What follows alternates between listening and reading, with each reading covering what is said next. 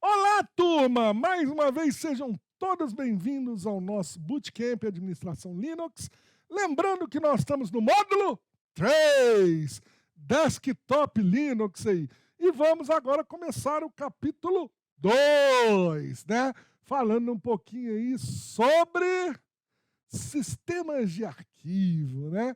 Então nós vamos estar aí mostrando aí um pouquinho de um elemento tão precioso dentro do nosso sistema operacional Linux aí, que é o sistema de arquivos aí. Fechado? Espero que até aqui vocês estejam gostando. Lembrando que nós estamos passando por aquela fase conceitual, né? Ainda não estão colocando muita mão na massa, né? Estão na fase conceitual. Estou dando até um relax para vocês aí, que vocês vieram do módulo 1, do módulo 2, com muita mão na massa. Então, aí entrou o módulo 3 aqui, um pouquinho mais calmo, mais light, conceitual, para depois, ó, raiz. Meter a mão na massa, hands-on, raizão puro. Fechado? Então vamos lá, turma. Sistemas de arquivos do nosso GNU Linux, né? Para utilizarmos o sistema operacional Linux ali, é preciso entendermos esse conceito de sistema de arquivos, né? E a parte de hierarquia ali, toda essa característica que envolve o sistema de arquivos do Linux. Conhecer os tipos de arquivos, sua similaridade, diferença, atributo, facilidade de segurança, atributos dos arquivos, operação, enfim. Conhecer essa estrutura lógica. Todo o sistema operacional, turma, todo vai conter um sistema de arquivo, um file system. E é ele que vai ser responsável por organizar todos os arquivos, toda a estrutura hierárquica ali de diretórios ali. E lá no Linux, né, turma, não seria diferente. E é isso que nós vamos conhecer um pouquinho aqui. Combinado? Então vamos lá. Um sistema de arquivos Linux aí, do Linux aí, ele possui diversas características que os tornam mais seguros e eficientes se comparado a outros sistemas operacionais aí, né? Então, pegando um exemplo simples, vou pegar um exemplo simples. Em um sistema de arquivo Linux, nenhum arquivo se executa sozinho, ok? Nada, não tem permissão para execução sozinha. Enquanto que lá no sistema de arquivos do nosso amiguinho Janelinha, né, vamos falar assim para não falar nome, né, Janelinha, as coisas acontecem assim, sem entender o porquê. Arquivos são executados sem entender porquê, né? No Linux isso não acontece. Enfim. Então aí, dentre as principais características, né, do nosso sistema de arquivos aí do GNU Linux aí, nós temos uma estrutura hierárquica, ou seja, tem uma hierarquia ali controlando aquilo. Nós vamos ter arquivos sem uma estrutura definida no sentido assim, tem que seguir isso. Ele tem uma estrutura hierárquica, mas não precisa, tem que ser desse jeito, tem que ter letrinha C, letrinha D. Não, não tem isso, ok? Ele pega muito no quesito segurança, foi o que eu falei, não se executa nada sozinho, não se acessa nenhum arquivo ou diretório sem a devida permissão, e ele tem uma independência de dispositivos. Então, assim, cada dispositivo é tratado como um arquivo dentro do sistema operacional, dentro dessa estrutura de arquivos aí, e aí cada um trabalha de forma independente, ok? É aquela história, se a impressora travar, não vai travar o resto das coisas, né? A máquina não trava. Travou a impressora, está ali, é um arquivo, é um processo, aquele processo pode derrubar ele depois, matar ele depois, está ali, belezinha. Lá do nosso amiguinho, às vezes trava a impressora, você tem que reiniciar o sistema todo, né? É muito difícil, não sei se vocês, para quem já trabalha com Linux ou já viu, eu acredito que foram poucas as vezes que viram o Linux travar, né? Eu mesmo já vi pouquíssimas vezes o sistema operacional travar. Eu vi sim programas, né, que são considerados arquivos dentro dessa estrutura aí travar, mas um ou outro ali que você vem com o gerenciador de processos, mata aquele processo, aquele arquivo e o sistema continua. Não precisa reiniciar o sistema operacional. Ok? Beleza, turma? Vamos lá. Entendendo um pouquinho da estrutura do sistema de arquivos, eu sei que vocês devem ter visto isso lá na. Mas vamos dar uma revisãozinha aqui rápida, porque é importante entender isso, né, turma? Por ser uma estrutura hierárquica em raiz, uma raiz invertida, vamos dizer assim, o nosso primeiro diretório, a primeira parte ali do nosso sistema de arquivos é justa a barra, né? Que a gente chama de diretório raiz, né? Ele é que vai dar origem a toda a nossa estrutura de árvore invertida, né? Normalmente, a estrutura de diretórios comuns, você tem a árvore para cima, né? No Linux, a árvore é invertida, assim. Então, começa-se tudo da raiz. E a raiz vai ramificando para baixo, assim, ok? Daí nós temos os diretórios que compõem esse sistema de arquivos. No caso aqui, o diretório bin, que vão ter binários do sistema, que são utilizados pelos usuários. Né? É ali que vão ter, vamos dizer assim, os executáveis dos sistemas, né? No /bin. Eu quero o executável do Firefox, ele vai estar no /bin. Eu quero o executável do Thunderbird, vai estar ali, entendeu? Exemplos, né? Ok? O /boot, que é o diretório onde vai conter os arquivos de inicialização do sistema, os arquivos de boot, né? Esse diretório é um diretório bem crítico no sistema operacional Linux, né? Porque é ali que ele vai ter informações de iniciar o disco, de fazer a leitura da BIOS, do dispositivo computacional, enfim. Então, muito cuidado com esse diretório, né? Tá ali está o esquema de particionamento, né? Para a leitura das partições, para o carregamento do sistema operacional, para o carregamento do sistema de arquivos, do tipo de particionamento, inicialização da trilha 0 do HD e assim por diante, ok? O /dev, nesse diretório /dev, vai conter ali, nós vamos encontrar ali os nossos arquivos, que são os dispositivos.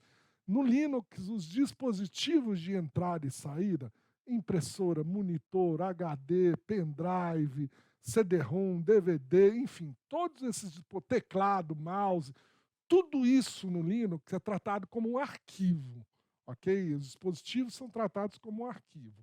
E aí esses arquivos que se referenciam aos dispositivos vão estar todos lá no /dev, ok? Então assim, eu quero o dispositivo do meu CD-ROM, ele vai estar no /dev num formato de arquivo, ok? O /etc, lembrando que o barra é raiz e o outro é o diretório ali, né? O etc é um local onde nós vamos ter lá dentro todos os arquivos de configuração do sistema ali, dos aplicativos que estão no sistema, das funções. Então, por exemplo, né, o arquivo de configuração do Apache vai estar onde? etc. etc/Apache. O arquivo de configuração do Samba vai estar onde? etc/Samba. O arquivo de configuração do servidor de horário, NTP, vai estar onde? etc. O script de inicialização de algum serviço, vai estar onde? No etc. O script que inicializa a placa de rede, né, que configura lá o IP, que coloca o IP na placa de rede, na interface de rede, que faz a interface de rede subir, se comunicar, vai estar onde? No etc.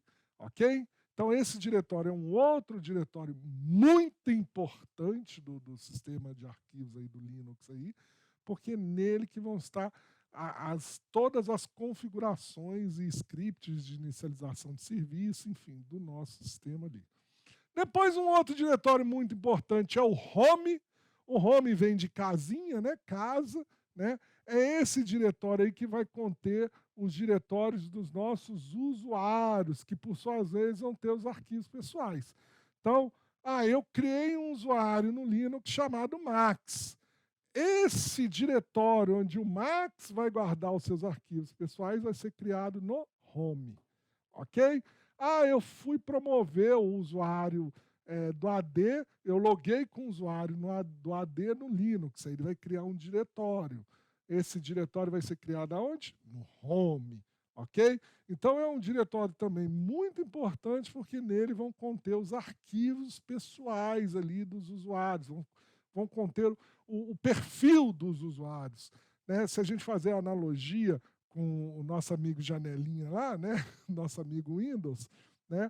Nós temos lá no Windows o Documenting Settings lá e depois os perfis dos usuários. O Home está dentro dessa jogada aí. O lib, que se refere a arquivos de bibliotecas aí para fazer o programas, os sistemas funcionarem, né? Seria o diretório onde contém as bibliotecas de sistemas aí, bibliotecas que vão ser compartilhadas entre os programas ali, né? Para que eles possam fazer a comunicação com o sistema operacional, enfim, né? São os arquivinhos necessários para que os programas sejam executados, ok? O /MNT, que é de montagem lá, é um diretório utilizado para a gente realizar montagens de dispositivos removíveis. Então, por exemplo, se você vai colocar um HD externo no seu Linux lá, SMT é um diretório onde vai ser montado esse dispositivo aí, o HD externo. Ou USB, né? Hoje em dia, algumas distribuições, além de ter esse MNT, tem um também chamado Média, que também é onde o dispositivo removível normalmente é montado ali. Ok? O diretório OPT é um diretório onde vão estar contidos os pacotes de instalação de programas que não pertencem à distribuição, né? Lembrando que quando você baixa lá a distribuição GNU Linux, ele vem com kernel e vem com um GNU cheio de programinhas para você instalar e utilizar. Mas, em alguns casos, você acaba baixando, pegando outros programinhas de terceiros, ok? E aí, esses programinhas que não pertencem àquela distribuição são instalados dentro desse diretório apt aí, ok? Então, ele é um diretório usado para você gerenciar programas, pacotes de instalação, pacotes adicionais ali que não pertencem à sua distribuição. O PROC é um diretório virtual que contém os sistemas de arquivo do kernel, então um diretório também importante aí, né, porque tá o kernel está ali dentro com seus arquivos e tal, então ali todo cuidado é pouco, né? O diretório root, que seria o diretório do super usuário aí, né, vai conter os arquivos pessoais, né, o perfil, vamos dizer assim, do super usuário. O Linux ele divide isso, né? Ele tem lá o diretório home, onde ele cria os perfis dos usuários comuns, e tem o diretório root, onde ele cria o perfil do super usuário, ou seja, do usuário de administração ali do Linux ali. E o SBIN são arquivos ali, vão conter arquivos ali, comandos, né? Quando eu falo arquivos, gente, é porque no Linux ele trata tudo como arquivo. Ele trata comando, diretório, dispositivo, ele trata tudo isso como arquivo, ok?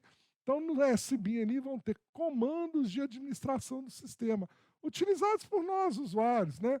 Então, por exemplo, o comando CP, que é de copiar, MV de mover, PWD para listar o diretório corrente, LS, enfim, todos aqueles comandos que a gente usa ali no terminal, eles vão estar dentro desse diretório SBIN aí, ok?